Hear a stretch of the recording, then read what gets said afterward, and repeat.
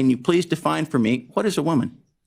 Our focus at the department is to provide equal access to students, including students who are LGBTQ, access free from discrimination. Is that, so what's the definition of a woman? You haven't given me that. Following the civil rights movement of the 1960s, lawmakers established Title IX, rules to prohibit discrimination on the basis of sex in federally funded education programs, making a historic impact on girls and women's sports. For example, before Title IX, female athletes only received 2% of college athletic budgets, and athletic scholarships for women were quite rare. Title IX unquestionably transformed women's sports, ensuring female athletes enjoy the same opportunities as their male counterparts. Earlier this month, on April the 13th, your department filed a proposed rule amending Title IX regulations to unilaterally force schools to allow biological males to participate in women's athletics. This proposed rule would withhold federal assistance from schools across the nation seeking to maintain the integrity and safety of women's sports. Since Title IX prohibits discrimination between male and female to ensure that each gets appropriate funding, I think it's important that the country sees that HHS understands the difference. So can you please tell me, or can you please define for me, what is a woman? Our focus at the department is to provide equal access to students, including students who are LGBTQ, access free from discrimination. Is that, so what's the definition of a woman? You haven't given me that. You haven't answered my question. I think that's almost secondary to the important role that I have as Secretary of Education. My question is not secondary. My question is very simple. What does HHS say the definition of a woman is? I lead the Department of Education, and my job is to make sure that all students have access to public education, which includes co-curricular activities. And I think you highlighted pretty well the importance of Title IX and giving students equal access, whether it's scholarship and facilities. Okay, so you're not going to answer my question. Do you believe that a biological male who self-identifies as a woman should be allowed to compete in women's sports?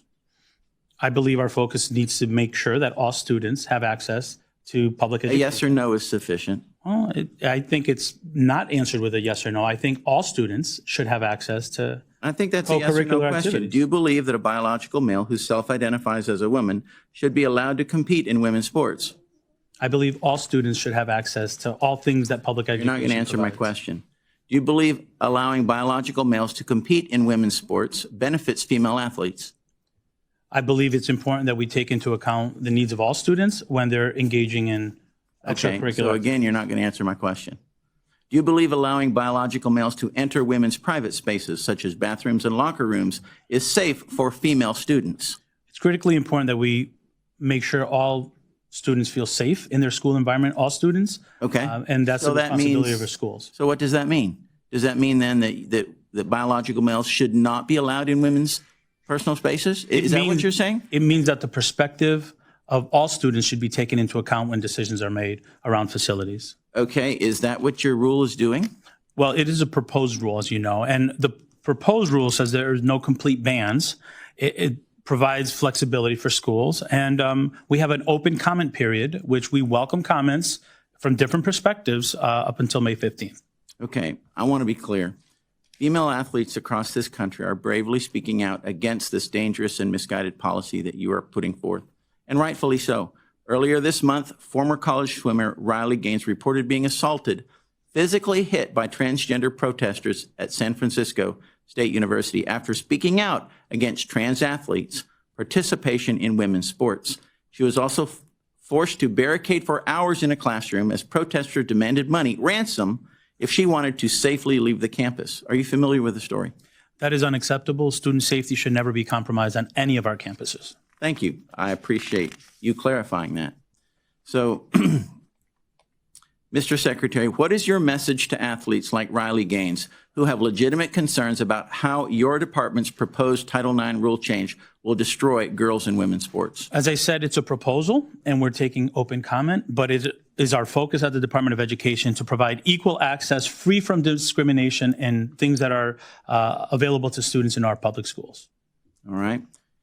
The reality is, though, that the Department of Education, through the Department of Education, President Biden, in my opinion, is attempting to weaponize Title IX morphing it from a law that protects women to a law that disadvantages or endangers women. Further, the department is doing so with taxpayer dollars, an action that spotlights where you and your president's true priorities lie, in my opinion. How much money has been spent or will be spent crafting and implementing this proposed rule? I can have my team get back to you on costs for. I would the rule. appreciate that. Okay. Thank you very much. Thank you.